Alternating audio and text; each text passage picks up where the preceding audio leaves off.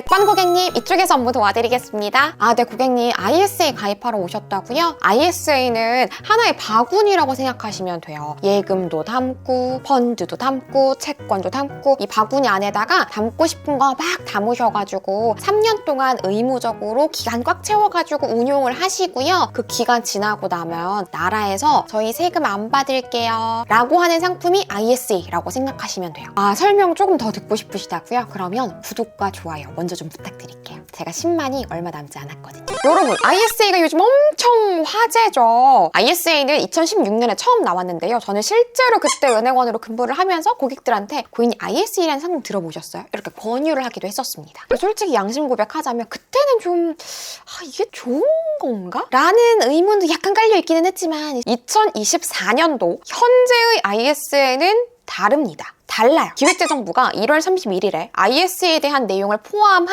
개정안을 발표를 했거든요. 그래서 ISA가 뭔지부터 어떻게 바뀐다는 건지, 그리고 우리가 어떤 효과를 얻을 수 있는 상품인지에 대해서도 한번 싹 정리를 해보도록 하겠습니다. 일단 제가 이제 과거에 은행원이었던 시절에 그런 재연을 하면서 이 ISA를 하나의 바구니라고 설명을 했었습니다. ISA는 Individual Savings Account의 약자로서 우리말로는 개인종합자산관리계좌 이렇게 부를 수가 있어요. 근데 보통은 ISA라고 부르고요. 만능계좌라는 별명이 있기도 합니다. 만능계좌라는 별명이 붙은 게 웬만한 상품들은 다 이 바구니 안에 담아가지고 운용을 하고 3년이라는 의무기간을 꽉 다 채우고 나면은 일부 금액에 대해서는 비과세 혜택을 주는 거예요. 우리 적금 가입했을 때 생각해보자고요. 적금 매달 내가 먹을 거 안 먹고 입을 거 안 입고 매달 저축해가지고 쥐꼬리만한 이자를 얻으려고 하는데 이자 주기 전에 뭐 해요? 15.4%의 세금을 떼죠. 안 그래도 쥐꼬리인데 거기서 15.4% 뗀다? 쥐꼬리에서 더 쥐꼬리가 되는 거죠. 근데 ISA는 이자 소득이 발생한 거에 대해서 일정 금액만큼은 세금 자체를 안 떼겠다라는 겁니다. 솔직히 세금만 안 떼도 우리가 체감하는 게 완전 다르거든요. 이번 개정안을 통해서 세금을 떼지 않는 구간을 더 크게 만든 거여가지고 우리는 확실히 ISA를 앞으로 활용할 만한 가치가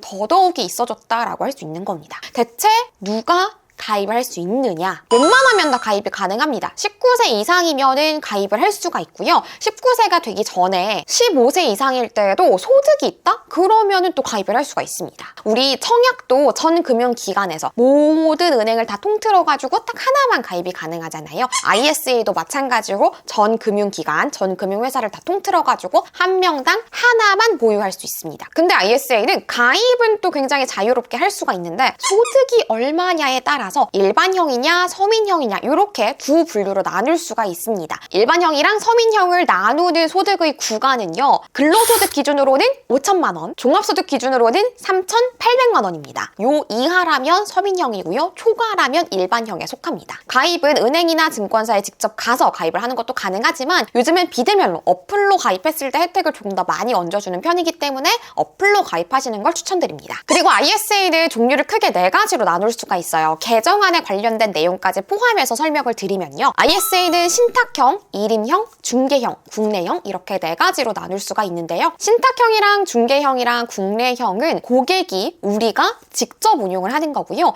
일임형은 금융기관이 대신 운용을 해주는 겁니다. 보통은 은행에서 가입을 하시게 된다면 신탁형을 가입하게 되시고요. 증권사에서 가입을 하게 된다면 중개형을 가입을 하게 됩니다. 왜 그러냐면 신탁형을 가입했을 때 이 ISA 바구니에 담을 수 있는 상품의 종류가 예금, 적금, 펀드, ETN, ELS, 채권, 리츠, 인프라 펀드, ETF 등등이 있고요. 중개형은 대부분 신탁형이랑 비슷하지만 가장 구분되는 게 국내 주식을 이 바구니에다가 담을 수가 있거든요. 주식하면 증권사잖아요. 그래서 신탁형은 은행, 중개형은 증권사 이렇게 기억을 하셔도 괜찮습니다. 일임형은 금융기관에 맡기는 거니까 상품 선택을 우리가 굳이 할 필요가 없는 거고요. 보통은 중개형을 많이 선택하십니다. 희희님, 그러면은 웬만한 상품들은 다 이 바구니에 담을 수 있는 거니까 저는 이 ISA 계좌로 하나로 완전 이 재테크 다 퉁칠래요 라는 생각을 하시는 분들도 계시겠지만 이게 또 무제한이라고 볼 수는 없는 게 입금의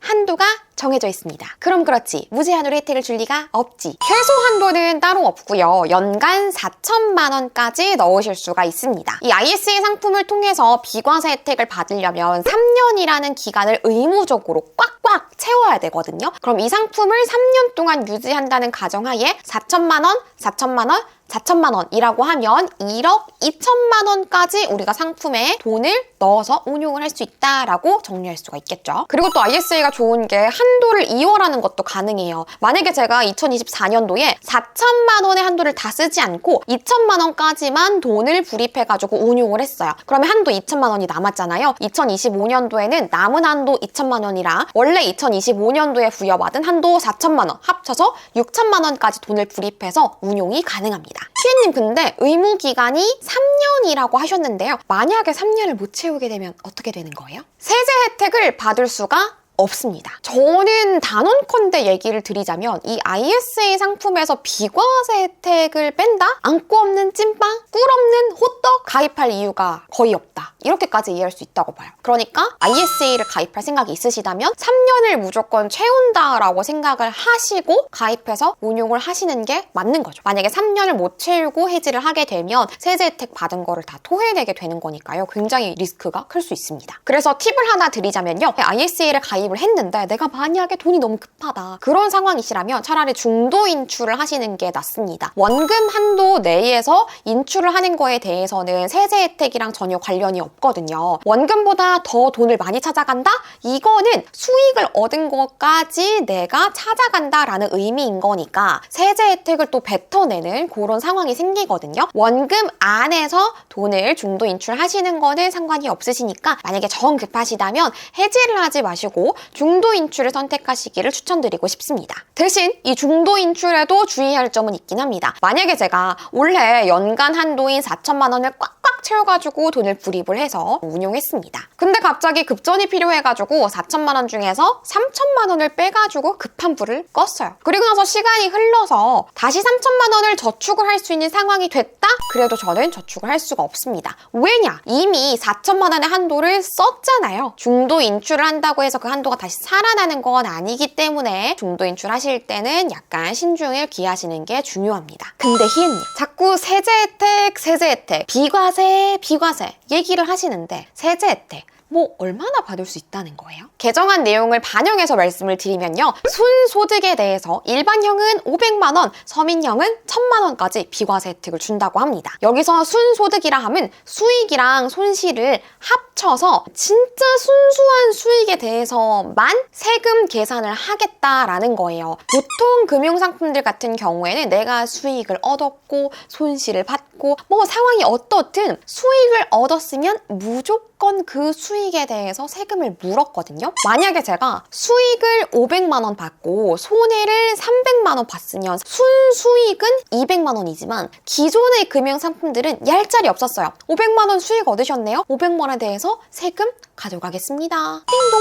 그런데 ISA는 다르다는 거예요. 어머, 500만 원 수익 얻기는 하셨지만 손실이 300만 원이셨군요. 저런 500만 원에서 300만 원 손실 본 거는 수익 얻은 걸로 안 치고 200만 원에 대해서만 세금 매길게요 라고 계산을 한다는 거예요. 그 금액의 구간을 일반형은 500만 원, 서민형은 1000만 원까지 인정을 해주겠다라는 거고요. 아직은 제가 지금 영상을 올리는 2월 초까지는 개정안이 실제로 반영된 거는 아니에요. 반영되기 전 현재의 기준에 따르면 일반형은 200만 원까지 비과세, 서민형은 400만 원까지 비과세가 적용됩니다. 구체적으로 예시를 한번 들어볼게요. 자, ISA가 아닌 일반 계좌의 경우에는 수익을 얻었으면 무조건 세금을 걷어간다고 했잖아요. 왼쪽 일반적인 금융상품의 경우에는 600만 원의 수익에 대해서 15.4%를 떼갔습니다. 그럼 우리는 세금 92만 4천 원을 꼭 떼어야만 하는 상황이었는데요. ISA는 순수익에 대해서만 세금을 걷어간다고 했잖아요. 총 600만 원의 수익을 얻기는 했지만 300만 원의 손실을 봤으니까 결과적으로는 300만 원 수익을 얻은 거잖아요. 그런데 이 중에서 일반형이라는 과정 하에 비과세 구간이 200만 원까지인 거니까 100만 원에 대해서만 분리과세 9.9%를 적용해서 세금 9만 9천 원만 적용을 하게 됩니다. 현재로는 일반형 200만 원, 서민형 400만 원, 개정에 따르면 일반형 500만 원, 서민형 1000만 원 이 구간을 넘어서면 분리과세로 따로 9.9%의 세금을 매기거든요. 이 구간을 넘는다고 하더라도 기존의 15.4%보다는 훨씬 낮은 세율을 적용하는 거니까 다른 상품들 상품들에 비해서 세금을 전반적으로 확실히 적게 낼 수 있는 거죠. 그리고 마지막으로 ISA의 장점, 금융사 간의 이동이 굉장히 자유롭습니다. 예를 들어서 제가 A 금융기관에서 ISA를 가입해가지고 돈을 운용을 하고 있었어요. 근데 이거 운용을 자꾸 해보니까 A 금융회사에서 이거 수수료를 너무 많이 떼가는 것 같은 거예요. 아, 이거 어디 뭐 괜찮은 데 없나? 둘러보니까 B 금융회사가 수수료를 훨씬 적게 뗀다?